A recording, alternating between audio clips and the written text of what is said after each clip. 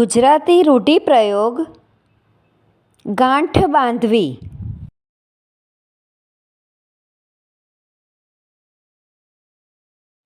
ગાંઠ બાંધવી અર્થ પ્રતિજ્ઞા લેવી ઓર વાત બરાબર યાદ રાખવી.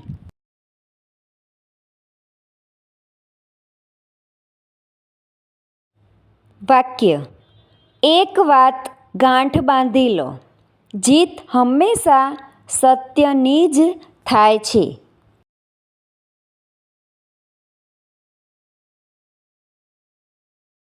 Thank you friends. Please like, share and subscribe.